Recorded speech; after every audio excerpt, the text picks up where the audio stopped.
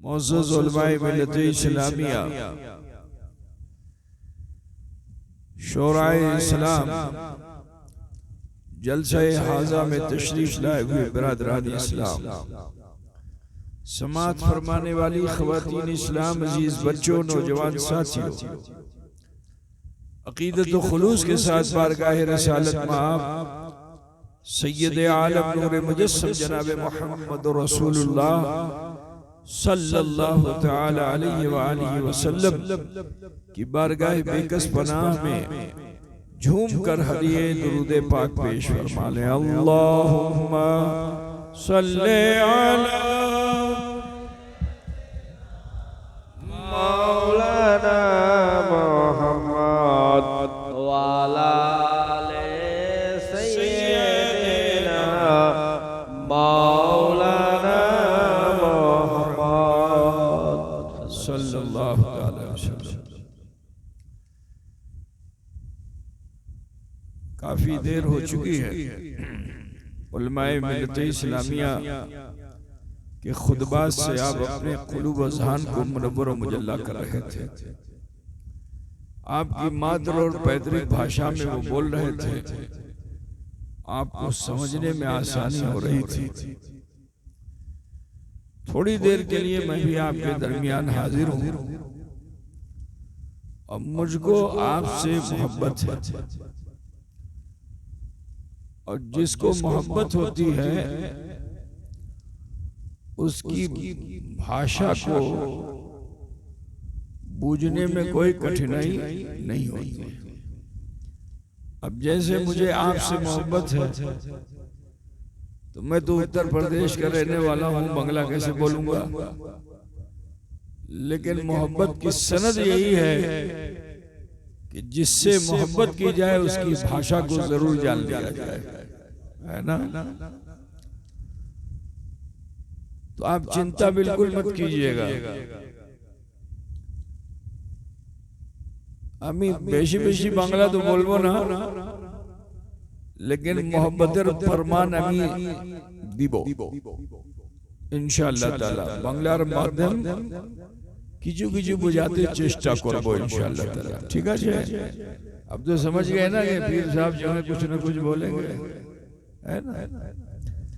तो मेरा समय ज्यादा हो गया है, आपसे पूछना भी चाहूंगा कि क्या आप लोग कुछ सुनना चाहते हैं कि सोना चाहते हैं? सोना समझते हो कि नहीं? किसको कहते हैं?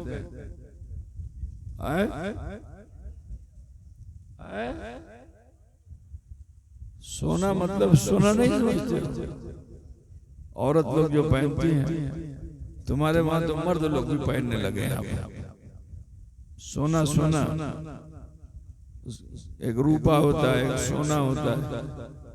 सोना नहीं समझते हो? अरे बहरहाल, मैंने जिस आयत करीमा की तिलावत का शर्फ हासिल किया, अल्लाह रब्बुल इज्जत इरशाद फरमाता है, मा आताकुम रसूल फखुजू व मा नहाकुम अन फंतहू। যেটা তোমাকে রাসূল দেন সেটা নিয়ে নিন, আর যেটা নিষেধ করে দেন সেটা নেবেন না। बांग्ला ठीक हो गई कि नहीं हो गई भाई? अली नगर में तो बहुत दिनों के बाद मैं आया हूँ, तो पूछना पड़ रहा है कि अनुवाद करना आसान नहीं है। बड़े बड़ों ने अनुवाद में अपना ईमान खो दिया, ट्रांसलेशन में अपना ईमान खो दिया। ठीक है ना? बहुत बड़े अल्लामा कुरान का तर्जुमा करने के लिए बैठ गए, तो कुरान में एक लफ्ज है मकर। अब मकर का मतलब हम लोग के वहां तो धोखा देना है, झूठ बोलना है ना? तो उन्होंने लिख दिया, अरबी का ट्रांसलेशन उर्दू में जो किया तो क्या किया? अल्लाह झूठ बोल सकता है, नऊज़ बिल्लाह मिन ज़ालिक। अल्लाह झूठ बोल सकता है, अल्लाह किसी को धोखा दे सकता है, लेकिन शब्द का अनुवाद करने से पहले उसका मतलब भी समझना जरूरी है ना, वरना इंसान गुमराह हो जाता है, पथभ्रष्ट हो जाता है। बहरहाल बंगला तो जानता नहीं, आप लोगों से भालोबासा है, उलमा से मोहब्बत है। अब इन्हीं लोगों से कुछ सुना है, सुन के कुछ सीख लिया है। हो सकता है कि मेरे शब्द में कहीं कोई उच्चारण में कोई कमी रह गई हो, अल्लाह उसे माफ फरमा दे। अल्लाह ताला इरशाद फरमाता है, मा आताकुम रसूल फखुज़ू व मा नहाकुम अन्हु फंतहू।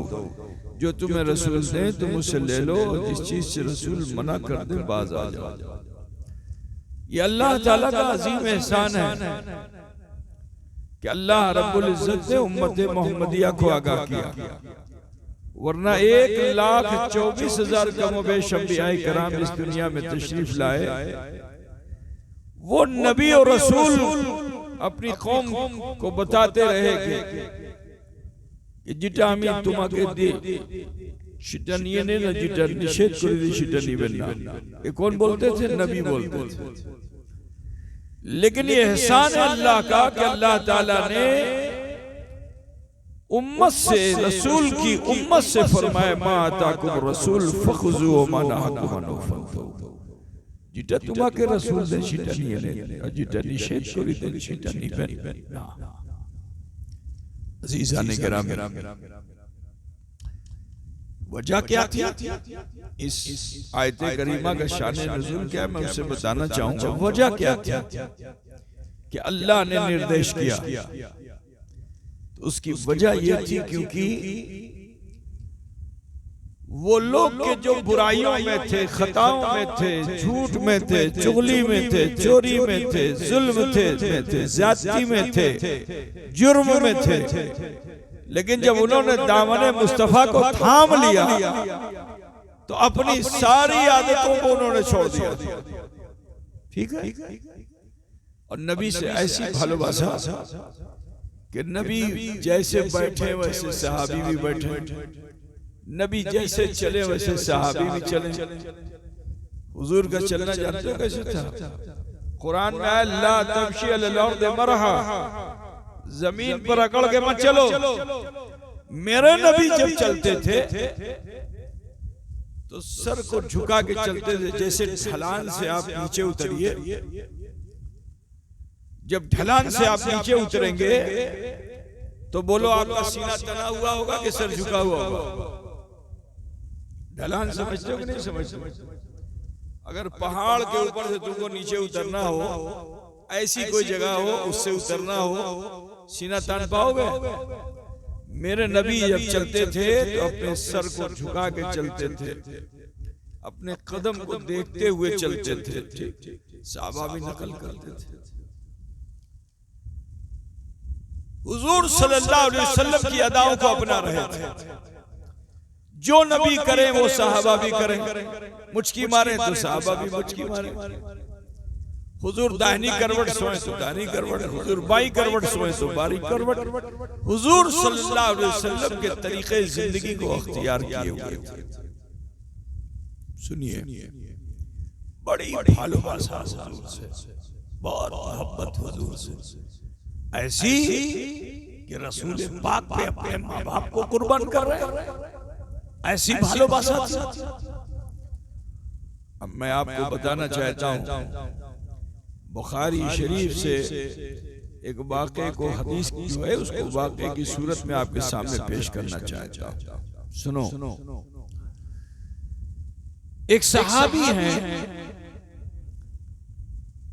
उन्होंने देखा कि रसूलुल्लाह के घर कई दिन से फाका है,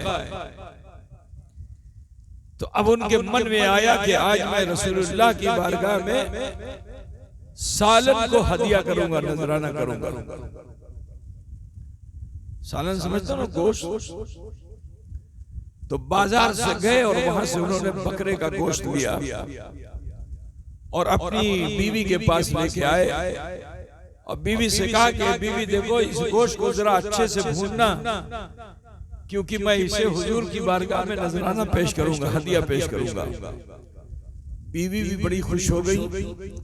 रसूलुल्लाह की खिदमत का उन्हें मौका नहीं मिला था। खादिमे मुस्तफा में अपना शुमार कराने के लिए बहुत खुशी खुशी उस गोश्त को उन्होंने लिया, हांडी में रखकर रन्ना किया।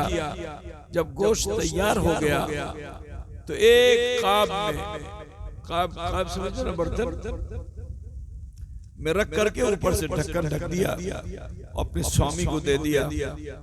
स्वामी ने उसे लिया और लेके चले। जैसे ही बाड़ी से बाहर निकले देखते क्या है कि पूरे रास्ते में बिल्कुल जाम लगा हुआ है, खचाखच लोग भरे हुए। तो आपको बड़ी चिंता हुई कि आगे क्या हो गया कि जिसकी वजह से यह जाम लगा हुआ है। तो किसी से पूछते नहीं है, बस कभी आगे वाले को पीछे करते, कभी दाहिने वाले को पीछे करते, कभी बाएं वाले को पीछे करते, खुद आगे बढ़ जाते हैं। जैसे कभी कभी आप लोग बाजार में जाते हो ना कि भीड़ भाड़ बहुत रहती है, तो बोलते नहीं हो देखने के लिए, दाहिने बाएं वाले को पीछे करते करते आप आगे चले जाते हो। वो सहाबी भी इसी हाल में थे। गली में जो भीड़ थी तो लोगों को पीछे करते रहे, खुद आगे बढ़ते रहे, लोगों को पीछे करते रहे, खुद आगे बढ़ते रहे, यहां तक कि बिल्कुल आगे चले गए। अब जब बिल्कुल आगे चले गए तो देखते क्या है कि चौराहे पर चौक बना हुआ था और उसी चौक पर जनाबे मोहम्मद रसूलुल्लाह सल्लल्लाहु अलैहि वसल्लम तशरीफ फरमा है। और हर गली में वही हाल है, भीड़ वैसे ही जमा है और अल्लाह के रसूल वही खिताब फरमा रहे। सहाबी ने जो दीदार रसूल किया तो बेताब हो गए, बेकरार हो गए और उनकी बेकरारी ऐसी कि वो ठहर न सके।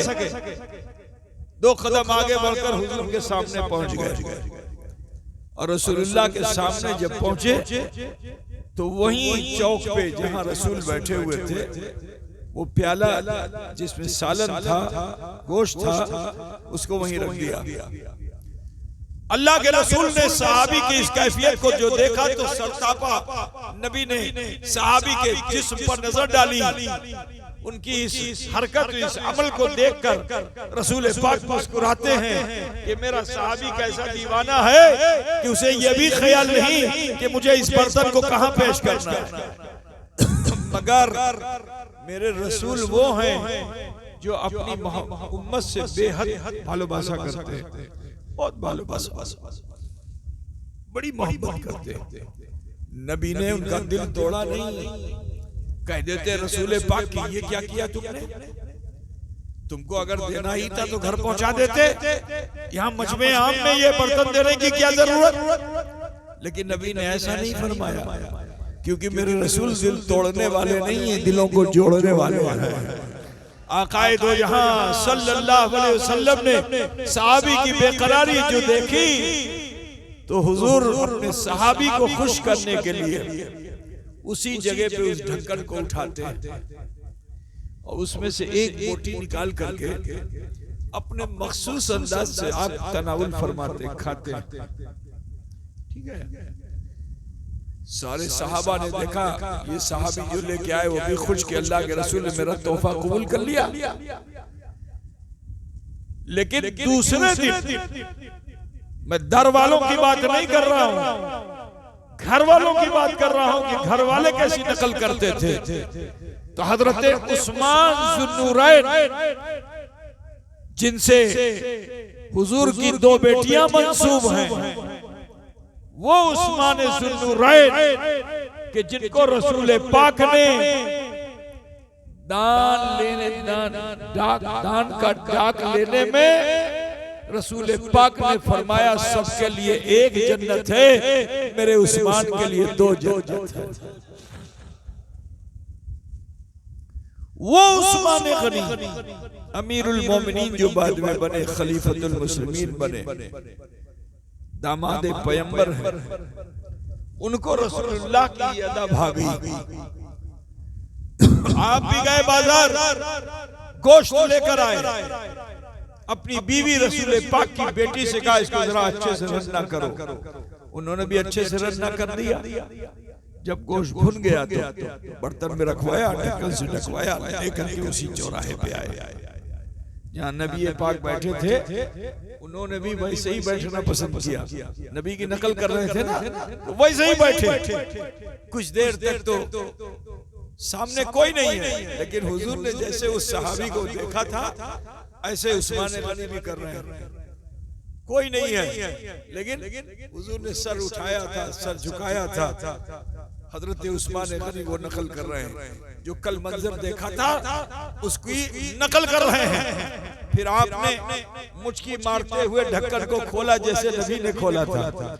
फिर उसके बाद उसमें से एक गोश्त की बोटी को निकाला और हुजूर ने जिस अंदाज से, जिस तरफ से नबी ने तनावुल फरमाया तो उसी तरीके से आप भी खाने लगे।